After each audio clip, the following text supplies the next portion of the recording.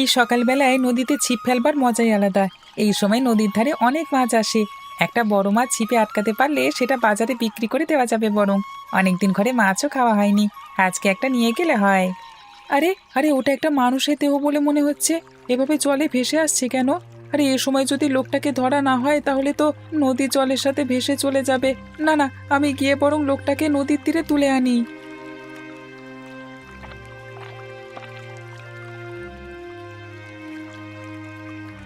লোকটা মারা গেছে নাকি? কই দেখি তো একবার বুকে হাত দিয়ে। আরে না না, এখনো তো লোকটা বেঁচে আছে। না না, লোকটার অনেক বয়স হয়েছে বলে মনে হচ্ছে। ওকে এখানে এভাবে ফেলে রাখা ঠিক হবে না। আমি বরং গ্রামে দৌড়ে যাই, কাউকে ডেকে আনি। আমি একা তো লোকটাকে গ্রামের মধ্যে নিয়ে যেতে পারবো না।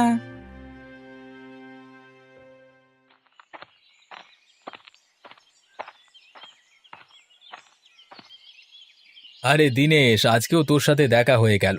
আজকে দেখছি অনেক সকাল সকাল কাজে বেরিয়ে পড়েছিস। রাতে ভালো করে ঘুম হলো না দাদা। সারা রাত্রি প্রায় জেগেছিলাম, তাই জন্য সকাল হতেই বিছানায় না থেকে বেরিয়ে পড়লাম। বুঝতে পেরেছি। ব্যবসার অবস্থা নিশ্চয়ই ভালো না। হয় হয়, আমারও এরকম হয় বুঝলি, মাঝে মাঝে সারা রাত্রি জেগে শুয়ে থাকতে হয়। মাথায় বিভিন্ন রকম চিন্তা ভাবনা আসে, বিশেষ করে খারাপ চিন্তা বেশি আসে। তা যা বলেছো দাদা, আমিও এখন সেই সমস্যায় ভুগছি। শুধু মনে মনে ভাবি কালকেই মনে হয় ব্যবসাটা জলে চলে যাবে, তখন আমি আমার সংসার কিভাবে চালাবো। তা নিখিলদা, বৌদি কেমন আছে? তোর বৌদি তো দিব্যি আছে। তা মেয়ে কেমন আছে তোর? মেয়ে আমার ভালোই আছে। এই তো তোমাদের ঘরে যাবে বলে কি সব যেন রান্না বান্না করছে দেখলাম, বলো কাকিমাকে গিয়ে খাওয়াবো। যাক, ওরা দুজন এইভাবে আনন্দে থাক, আর ওদের আনন্দে রাখবার দায়িত্ব আমাদের। আমরা মন প্রাণ দিয়ে খাটাখাটনি করে তাদের সমস্ত ইচ্ছে পূরণ করব। আমিও তো সেটাই চাই দাদা, কিন্তু করতে আর পারি কোথায় বলো। এই তো ব্যবসার হাল। এই ব্যবসা যে কবে আবার নিজের গতিতে ফিরবে সেটাই তো এখন বুঝতে পারছি না।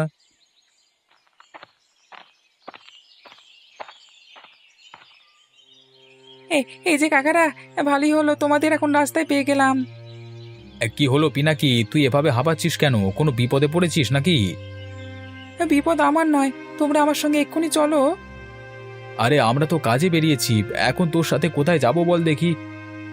চলো না তাড়াতাড়ি আমার সাথে, নদীর ধারে একটা জিনিস তোমাদের দেখানোর আছে। তাড়াতাড়ি চলো, বেশি দেরি করো না। দেরি করলে আবার বিপদ হয়ে যেতে পারে। আচ্ছা, তুই যখন বলছিস তাহলে একবার তোর সাথে গিয়ে ঘুরে আসি। চল, কোথায় আমাদেরকে নিয়ে যাবি, চল।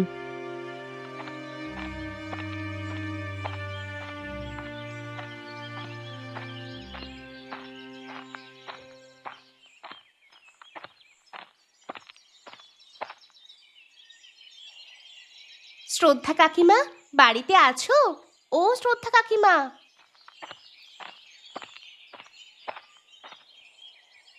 আয় পাপড়ি আয়। তোর জন্যই এতক্ষণ অপেক্ষা করছিলাম। তা আজকে আসতে এত দেরি করলি যে? কাকিমা, তোমার জন্য গুড়ের পায়েস বানিয়ে এনেছি, খেয়ে দেখো তো কেমন হয়েছে। ও বাবা, তাই নাকি? সকালবেলায় উঠে তুই গুড়ের পায়েস বানিয়েছিস আমার জন্য? হ্যাঁ কাকিমা, আজকে আমার মন গেল তোমার জন্য কিছুটা পায়েস বানিয়ে আনি। এসবের আবার কি দরকার ছিল বলতো দেখি? শুধু শুধু হাত পুড়িয়ে রান্না করতে গেলি। আয়, ভেতরে আয়। শুধু শুধু বলছো কেন কাকিমা? তুমিও তো আমাকে কত কি খাওয়াও, তখন তো আমি না করি না। এই নাও, এই টিফিনের মধ্যে পায়েস আছে, তুমি আমাকে খেয়ে বলো কেমন রান্না করেছি। আচ্ছা রে, তোকে বলবো। আয়, তোর জন্য আমি কিছুটা দুধ রেখে দিয়েছি, খাবি আয়। কাকা কি কাজে বেরিয়ে চলে গেছে? হ্যাঁ, তোর কাকা বেরিয়ে চলে গেছে। তোর বাবা বোধহয় এখনো বের হয়নি, তাই না? হ্যাঁ, বের হবে না কেন? আসলে বাবার কালকে সারা রাত ঘুম হয়নি, তাই জন্য আজকে অনেক সকালেই ঘুম থেকে উঠে ব্যবসার কাজে বের হয়ে গেছে। কেন রে, তোর বাবার শরীর খারাপ নাকি? কি হয়েছে তার? আসলে বাবার ব্যবসা ইদানিং ভালো যাচ্ছে না, সেই চিন্তায় রাত্রে ঘুম আসছে না তার। ও, এতক্ষণে ব্যাপারটা বুঝতে পেরেছি। তোর কাকারও মাঝে মাঝে এমন হতো জানিস, তারপর ধীরে ধীরে আবার ঠিক হয়ে যেত। তোর বাবাও দেখবি ধীরে ধীরে ঠিক হয়ে যাবে। তাই যেন হয় কাকিমা। এইভাবে সারাক্ষণ যদি না ঘুমিয়ে থাকে তাহলে যে শরীর খারাপ করে যাবে, সেটাই তো আমার ভয়। যদি শরীর খারাপ হঠাৎ করে যায় তাহলে আমি কি করব বলো তো?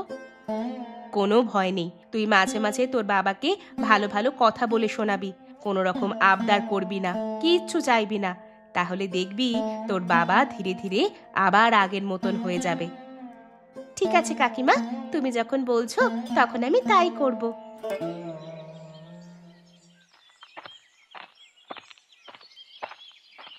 ওই দেখো কাকা, ওখানে দেখতে পাচ্ছো? আরে ওখানে তো একজন মানুষ শুয়ে আছে বলে মনে হচ্ছে। শুয়ে নেই কাকা, এই লোকটা নদী দিয়ে ভেসে আসছিল। আমি তাকে জল থেকে তুলে ডাঙাতে রেখে তোমাদেরকে ডাকতে গেছিলাম।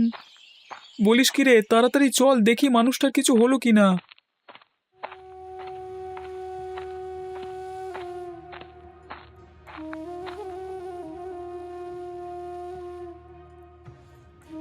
এই তো ওনার জ্ঞান ফিরে এসেছে। একে আমি কোথায়? আমাকে এখানে ফেলে রেখেছো কেন? আপনি কে বাবু? আপনি এই নদীর জলে ভেসে ভেসে আসছিলেন। আমি এখানে বসে ছিপ ফেলছিলাম, আর তখন আপনাকে ভেসে আসতে দেখে আমি আপনাকে এখানে টেনে তুলে আনি। আপনি কে, আর এভাবে জলে ভেসে কোথায় আসছিলেন? আপনার কি কোনো দুর্ঘটনা ঘটেছে? একটু জল, আমাকে কেউ একটু জল দে না, দয়া করে একটু জল দেন। নিখিলদা, ওনাকে এখানে এইভাবে ফেলে রাখা ঠিক হবে না। চলো চলো, আমরা ধরাধরি করে ওনাকে ঘরে নিয়ে যাই। তুমি ঠিকই বলেছ বাবু, আপনি আমাদের সাথে চলুন, একটু কষ্ট করে আমাদের সাথে চলুন।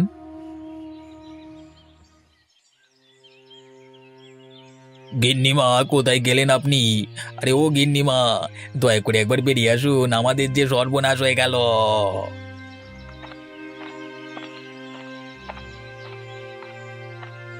কি হলো রুবেল, তুই ওইভাবে চোখের জল ফেলছিস কেন? কি হয়েছে? আমাদের সর্বনাশ হয়ে গেল, এখন আমরা কি করব বলুন তো? কি হয়েছে সেটা তো বলবি। কোনো দুর্ঘটনার কথা বলছিস নাকি? কি হয়েছেটা কি? আর তোর বাবু কোথায়? গিন্নিমা, আমাদের বাবু নদীর জলে ভেসে গেছে। কি বলছিস কি তুই? কি করে হলো এসব? আমরা প্রতিদিনের মতো একটু বাইরে বেড়াতে গেছিলাম, কিন্তু বাবু হঠাৎ করে ইচ্ছে হলো জেলেদের সাথে মাঝ নদীতে নৌকায় করে গিয়ে মাছ ধরা দেখবে। আর সেখানে গিয়েই হলো যত বিপত্তি। আমরা যেই মাঝ নদীতে পৌঁছেছি অমনি একটা বিশাল বড় মাছ আমাদের নৌকাতে এসে ধাক্কা মারলো, আর বাবু সঙ্গে সঙ্গে নদীর জলে গিয়ে পড়লেন। ওরে বাবা! কি বলছিস কি তুই? তোর বাবু তো সাঁতারও জানেন না, তার মানে কি? হ্যাঁ গিন্নিমা, নিমেষের মধ্যে আমাদের চোখের সামনে ওই নদীর স্রোত বাবুকে ভাসিয়ে নিয়ে চলে গেল। বাবু বাঁচবার জন্য অনেকবার চেষ্টা করলেন, আমরাও অনেক চেষ্টা করলাম, কিন্তু কিন্তু কিছুতেই পারলাম না গিন্নিমা। নদীর স্রোত বাবুকে ভাসিয়ে নিয়ে চলে গেল। হায় হায় হায়, এখন আমাদের কি হবে? এত বড় জমিদারি কে দেখবে? আমার যে সর্বনাশ হয়ে গেল। হে ওপরওয়ালা, তুমি আমার সাথে এমন কাজ করতে পারো না। গিন্নিমা, আপনি কাঁদবেন না, আপনার শরীর খারাপ করে যাবে। আমি আর বেঁচে থেকে কি করব রে রুবেল? আমার জীবনটাই যে শেষ হয়ে গেল। আমি যে ভাবতেই পারছি না উনি এরকম দুর্ঘটনার কবলে পড়বেন। হায় হায় হায় হায়।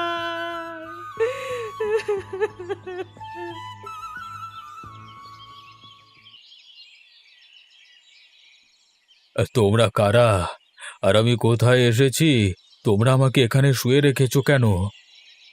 আপনি হয়তো নদীর জলে ডুবে গিয়েছিলেন, তারপরে এই পিনাকি আপনাকে উদ্ধার করে। আপনি এখন কেমন বোধ করছেন? আর একটু গরম দুধ দেবো আপনাকে? ও, আমার এখন ধীরে ধীরে সব কিছু মনে পড়ছে। আমি তো আজকে নদীতে ভেসে গেলাম, তো তারপর তারপর আর কিছু মনে নেই। আপনাকে দেখে তো কোনো অভিজাত পরিবারের মানুষ বলে মনে হচ্ছে। তা আপনি কি আপনার সম্বন্ধে কোনো কথা মনে করতে পারছেন?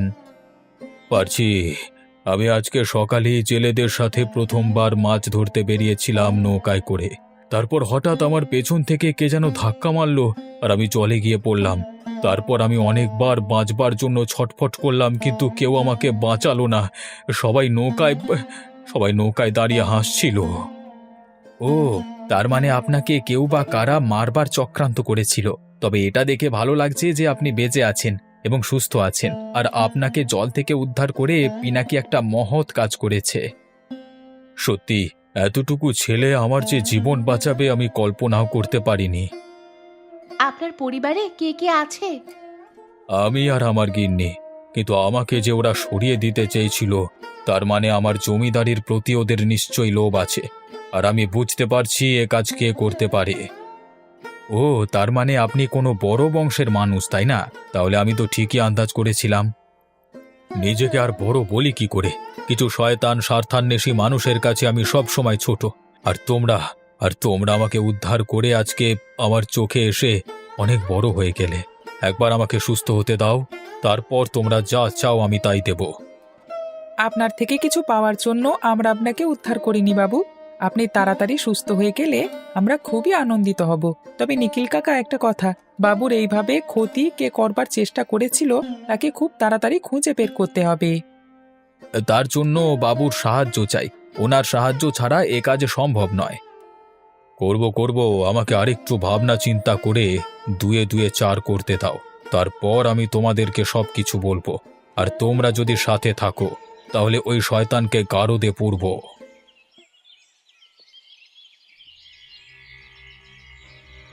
ব্যাস, এই মোড়লকে আমার রাস্তা থেকে সরাতে পেরেছি। এরপর আমার শখটা আমি ধীরে ধীরে পূরণ করব। গিন্নিমার মাথা খেয়ে খেয়ে আমি ওই জমিদার বাড়ির সমস্ত অর্থ সম্পত্তি ধীরে ধীরে লুট করে এনে আমার কাছে রাখতে শুরু করব। তারপর যখন সমস্ত সম্পত্তি লুট করা হয়ে যাবে, তখন ওই গিন্নিমাকে আমার চাকরানি করে রাখবো।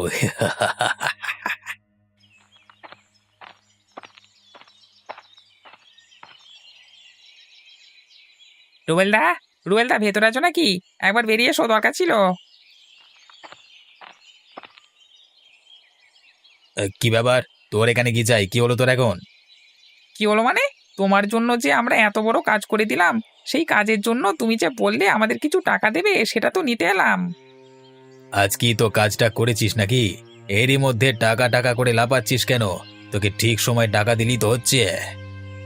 না বাবা, এসব কাজে কাউকে বিশ্বাস করতে নেই। কাজ করিয়ে নিয়ে টাকা পয়সা দিতে চায় না। তুমি আমার টাকা আমাকে বুঝিয়ে দাও, আমি বাবা টাকা নিয়ে চলে যাই। তারপর তুমি তোমার মতো থাকো, আমি আমার মতো থাকি। শোন, বেশি জোর করিস না আমাকে। বেশি জোর করলে কিন্তু ভালো হবে না। তুমি কি আমাকে হুমকি দিচ্ছ? ওরকম গরম দেখিয়ে কথা বলবে না বলে দিলাম, না হলে তোমার চক্রান্ত সবার কাছে ফাঁস করে দেব। আজকে তোমার এসব 2 নম্বরই কাজের জন্য আমি বাজারে গিয়ে মাছ বিক্রি করতে পারিনি, তাই যত তাড়াতাড়ি সম্ভব আমার আজকের টাকাটা বুঝিয়ে দিও। আরে তুই রাগ করছিস কেন? আমি কি তোকে সেই কথা বললাম? আমি বললাম একটুখানি অপেক্ষা কর। আরে শুনিসনি, অপেক্ষার ফল সবসময় মিটে হয়, বুঝলি? আমি ওসব কথা শুনতে চাই না বাবু। আমার টাকা আমি আজকেই চাই, আর আজকের কথা আমি সারা জীবনের জন্য ভুলে যেতে চাই। আজকের পর থেকে আমি তোমাকে চিনি না, আর তুমি আমাকে চেনো না। আচ্ছা ঠিক আছে, ঠিক আছে, তুই তাহলে আজকে সন্ধেবেলায় আয়। এখন তোর হাতে টাকা দিলে লোকে সন্দেহ করবে। সন্ধেবেলায় আয়, তোকে ঠিক টাকা দেবো, ঠিক আছে? মনে থাকে জানো, যদি কথার নড়চড় হয় তাহলে কিন্তু তোমার কপালে দুর্গতি আছে। এই শালাকেও জলের মধ্যে ঠেলে দিলে ভালো হতো। কথায় বলে পাপ কাজের কোনো রকম প্রমাণ রাখতে নেই। সুযোগ পাই তোকেও এইভাবে জলে ডুবিয়ে মারবো একদিন। আমি এই প্রতিজ্ঞা করলাম।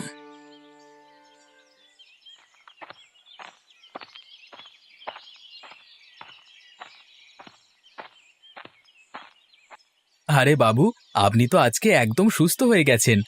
যাক, ওপরওয়ালাকে অসংখ্য ধন্যবাদ। আপনাকে সুস্থ দেখে আমার খুব আনন্দ হচ্ছে। আরে হ্যাঁ হ্যাঁ, এই সবই সম্ভব হয়েছে শুধুমাত্র তোমাদের জন্য।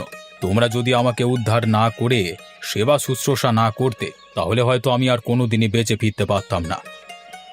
ঠিক আছে বাবু, আজকে তাহলে আমি বাজার থেকে ফেরবার সময় আপনার জন্য মাছ কিনে নিয়ে আসবো। দাঁড়াও, আজকে তোমার সঙ্গে আমিও বাজারে যাব। আমি ভাবছি আজকে তোমাদেরকে একটা বড় মাছের পিকনিক দেব। তোমার বউটি কোথায় গেল?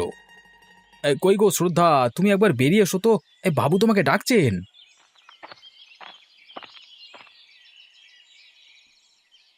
আরে বাহ বাবু, আপনি তো আজকে একদম সুস্থ হয়ে গেছেন।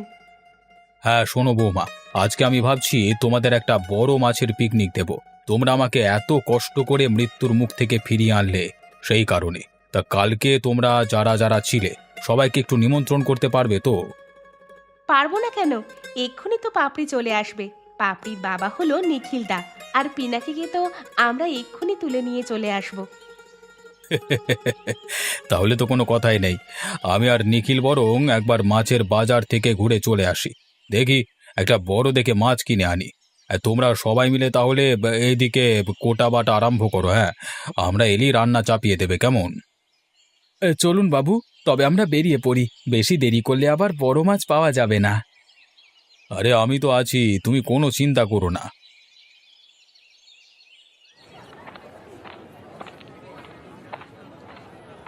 রুবেলটা এত শয়তান, কালকে রাতে আমাকে টাকা দেবে বললো, রাতে গিয়ে দেখি মালটা হাওয়া হয়ে গেছে। একবার শালাকে হাতের কাছে পাই, মালটাকে বঁটি দিয়ে কুপিয়ে কাটবো। যাক বাবা, আজকে তবে নদী থেকে একটা বড় দেখে মাছ তুলেছি। কালকে তো একদম হাত খালি ছিল, আজকে মাছটা বিক্রি করে কিছু টাকা কামাতে পারবো মনে হচ্ছে। বাবু, এটা আবার কোন মাছের বাজার? এই বাজারে তো আগে কোনো দিন আসেনি। আরে ঘাবড়ে যাওয়ার কিছু নেই, চলো আমার সাথে। এই বাজারখানা আমার। আমি বললে এই বাজারের সব থেকে বড় মাছ আমাকে দিতে কেউ না করবে না। চলো আমার সঙ্গে ওদিকে চলো।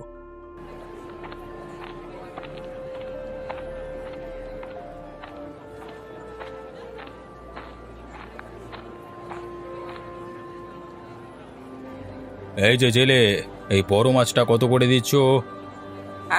আরে মোড়ল মশাই, আপনি আপনি কিভাবে মানে এই আরে তুই সেই জেলে না, যার নৌকায় চেপে গতকাল সকালে আমি নদীতে মাছ ধরা দেখতে গেছিলাম? হ্যাঁ বাবু, আমি সেই। আপনি তো নদীতে পড়ে গেলেন, তারপর? আমি পড়ে গেলাম নাকি আমাকে পেছন থেকে ঠেলে দেওয়া হলো? আমি তো অনেকবার বাঁচানোর জন্য কাতর আরতি জানিয়েছিলাম, তোরা তো আমাকে বাঁচালি না। এখন সত্যি করে বলতো, তোদের মতলবটা কি ছিল? সত্যি বলছি বাবু, আমি কিচ্ছু জানি না, আমাকে ক্ষমা করে দিন বাবু। তার মানে তুই নিশ্চয়ই কিছু জানিস, না হলে তুই অকারণে ক্ষমা চাইবি না। শোন, তুই ভালোই ভালোই যা জানিস সব কিছু বলে দে, না হলে কিন্তু তোর কপালে দুর্গতি আছে।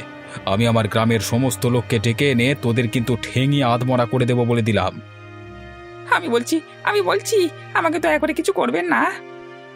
আগে তুই বল, তারপর কিছু করবার না করবার দায়িত্ব সবকিছু আমার। বাবু, ওই আপনার পাশে থাকে রুবেল, ওই সব কিছু ওর চক্রান্ত ছিল। আপনার জমিদারিটা ও নিজের নামে করে নিতে চায়, তাই জন্য আমাকে আগে থেকেই ফিট রেখেছিল। বিশ্বাস করুন বাবু, আমি এই কাজটা নিজের ইচ্ছায় করতে যাইনি। তার মানে আমি যেটা সন্দেহ করেছিলাম ঠিক তাই হয়েছে। ওই রুবেলকে আমি ছাড়বো না। চলুন মোড়ল মশাই, আজকে এই গ্রামে গিয়ে বেটাকে কলার ধরে আপনার পায়ের নিচে নামাই।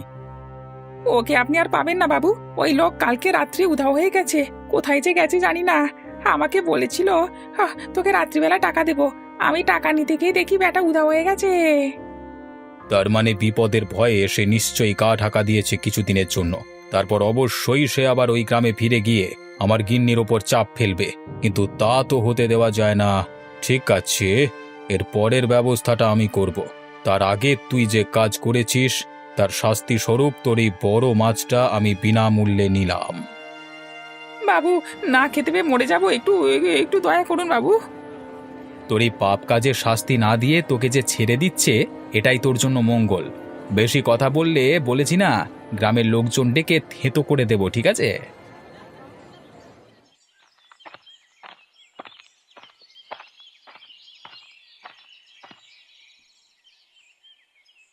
মাতে, আমি কি ভুল সময় চলে এলাম? আপনি আপনি কে? আপনাকে তো এই গ্রামে আগে কখনো দেখিনি। আমি এক পথিক মায়েরা। দেখুন না, সেই কোন রাত থেকে হেঁটে চলেছি, এখনো পর্যন্ত একটু বিশ্রাম পাইনি। মায়েরা, আমার খুব জল তেষ্টা পেয়েছে মায়েরা, এক গ্লাস জল কি পাওয়া যাবে মায়েরা? হ্যাঁ, যাবে না কেন? পাপড়ি, ওনাকে এক গ্লাস জল দে তো।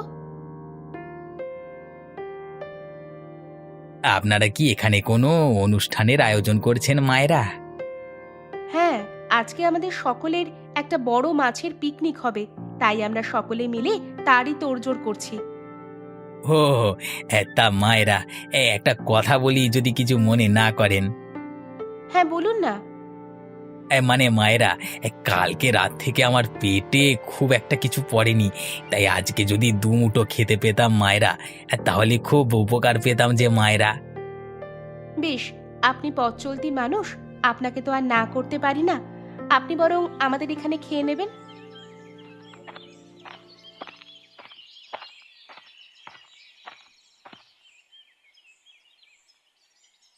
এই দেখো গিন্নি, বড় মাছ নিয়ে চলে এসেছি।